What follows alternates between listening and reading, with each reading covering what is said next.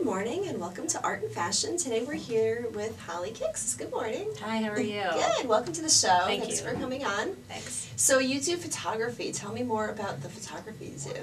Oh, I do any type of photography, but my love in photography resides in being an urban explorer.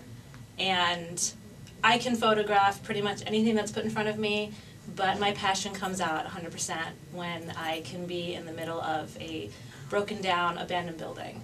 And I just loved to, I learned a long time ago that I could take what I loved, which was unfortunately partly illegal sometimes, urban exploration, and my photography incorporated together. So when did you start urban exploring?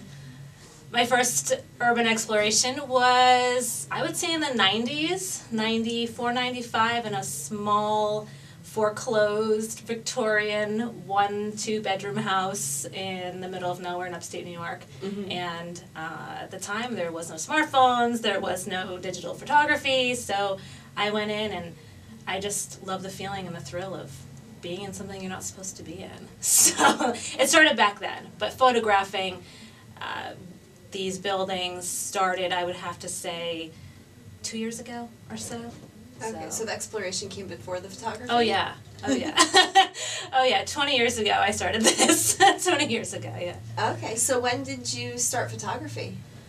I started photographing professionally, I would say about 3-4 years ago. Mm-hmm. So, but I didn't take my passion for urban exploration and my passion for photography, I didn't mesh them together until about, I would say, a year and a half. Okay. So. And are you formally trained or self-taught?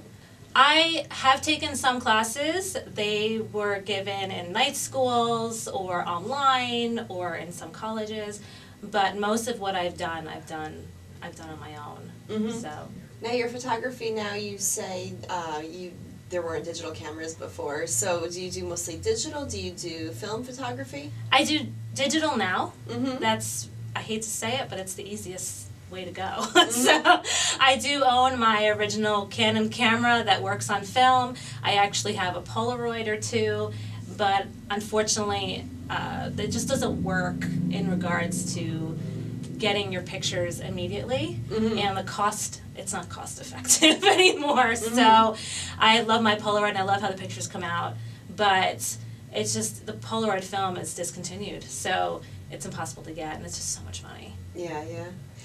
So with your photography, do you just do urban exploration now, or do you also do like portraitures?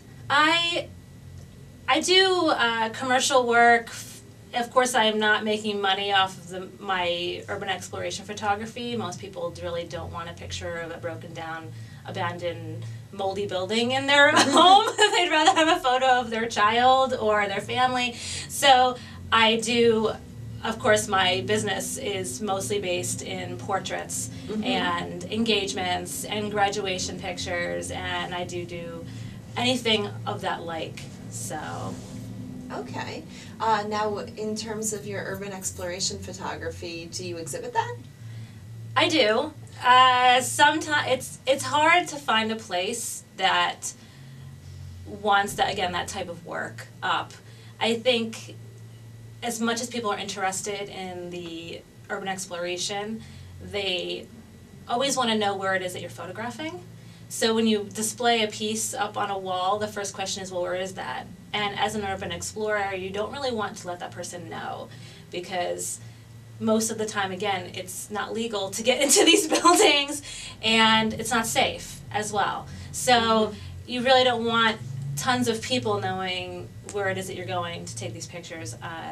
So I love to display my work, but sometimes it causes people to just want to know where these places are, and then it brings hordes of people there, and that causes a problem. So, of course, for me, who loves to take pictures of let's say an abandoned building, I don't want crowds of people in that building as I take my pictures. No longer abandoned. Exactly.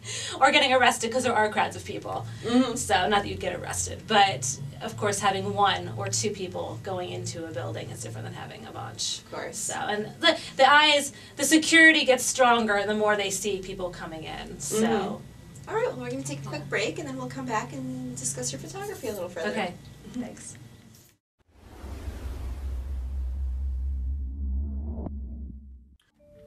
Hey Larry, every week I watch your show. As you should. And I know so much about sports now. Thank you.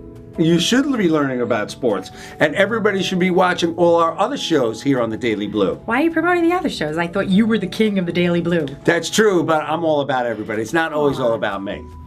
No, all it really about is. the team. Every day I wake up and it says, today is all about me, Corinne.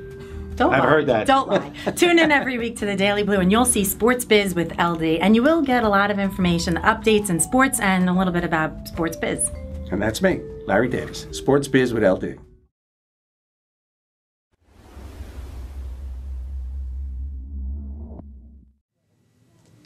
All right, welcome back. So have you had any encounters at these abandoned buildings? In regards to physical and spiritual, both. The downside is that these buildings do normally have people living in them, and that's one of the reasons why I don't go by myself whenever I do this. Spiritual encounter, yes. In fact, some have come across in my photography. Really? Which, unless you know what you're looking for, it's really not easily seen. I actually have friends and family who look for those things.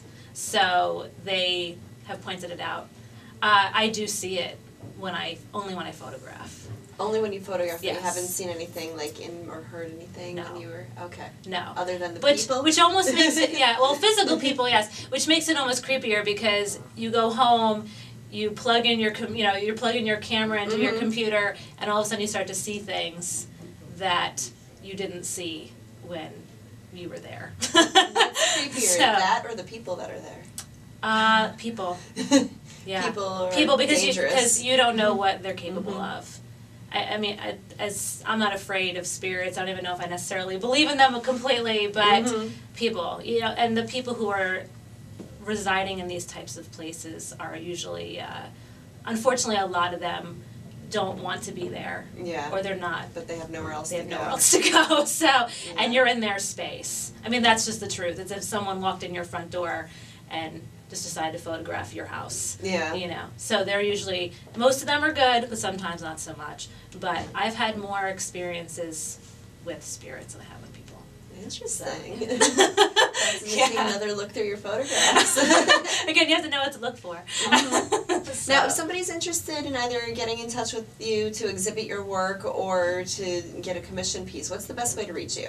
I have a website, which is hollyhuntphotography.com, and all my contact information is on there to reach me in email or to see any of my work, anything that I do at all.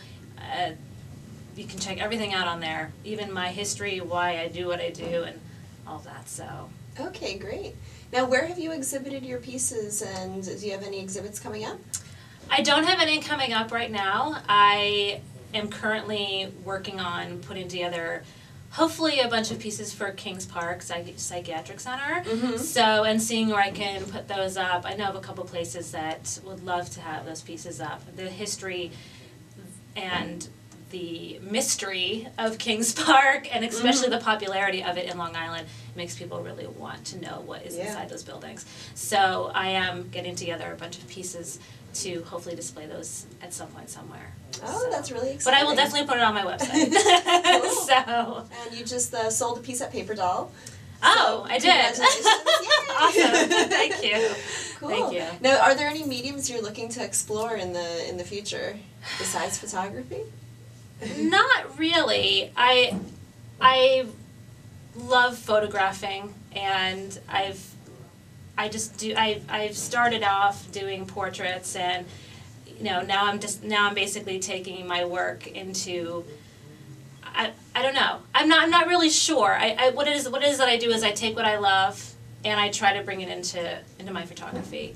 And it sounds crazy, but I have a love for feathers, so I'm going to do a bunch of pieces photographing feathers only, and that's really just for myself. So. Now, your grandfather also was a photographer. Has Yes. that influenced your photography? I never met my grandfather. He passed away way before I was born. But knowing what he did with his work and the people that he met and how it inspired people has definitely inspired me. Because I have his work and I have access to his work and I've seen it and it's all over the internet. So yeah, it definitely has, even though I've never met him.